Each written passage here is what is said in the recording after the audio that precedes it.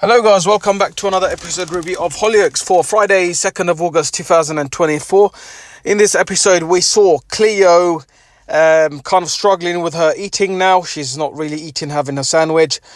Unfortunately, these are the sort of beginning signs where she's kind of relapsing and going to binge and throw up. She's already purging, I think that's what they call it. Again, she played in a major storyline many years ago, and I just didn't want to see her go through that all again.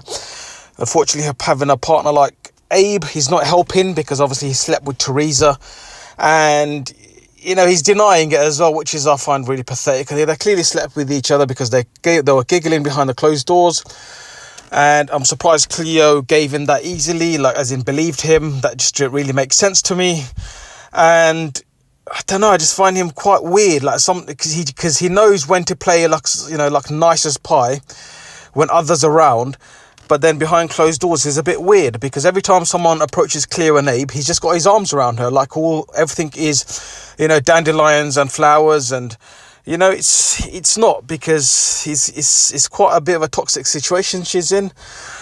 The fact that he slept with someone else as well. I know, like she said, it was a drunken kind of discussion they had around the housewarming party, whether she's going to be open or about being open in a relationship. It's just awkward, isn't it? Do you know what I mean? And he's jumped on the same bed as her cousin and, didn't give a second thought.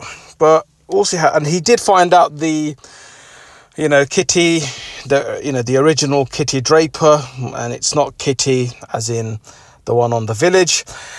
And she's found out, obviously Kitty's found out that he's the abusive ex that was of the original Kitty Draper, but the fact that he's got something on her, now she's having to backtrack.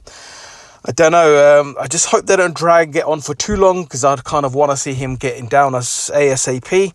Moving on to some bit of comedy, Tom giving Dylan some driving lessons. It was just absolutely hilarious, making him wash the car.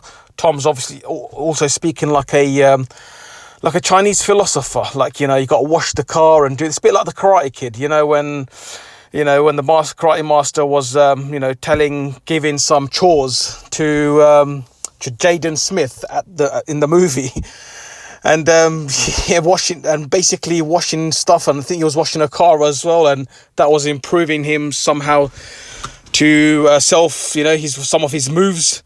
Same thing Tom's doing, and unfortunately they crashed into Sienna's little van. Sienna didn't let them go off lightly, wanted her insurance details.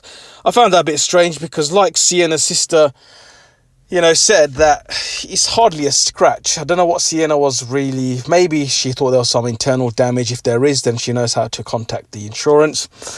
Tom, I'm surprised someone like Tom, he always goes by as the book, and in the fact that he doesn't have insurance to be a driving instructor for Dylan, and it's going to start next week.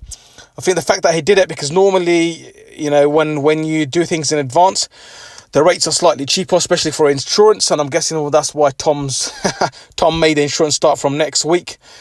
Again, I think Dylan should be a bit more grateful, because obviously, Tom did say, you don't have to pay me, or I don't know what. I think Dylan's demanding a refund, and I think a little bit extra as well. I'm not too sure exactly what the story is. Prince, on the other hand, needs to confess. Zoe's putting the pressure on him, which is probably a good thing for everyone all around, because at the end of the day, everyone's thinking it's Hunter's baby. It's not, it's Prince's baby.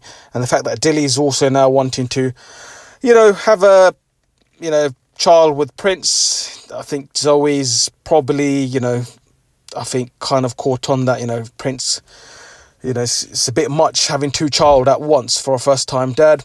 Let me know what you thought of the episode, guys. I'm going to end it there, and yeah, that's it. It was a good episode overall. Peace.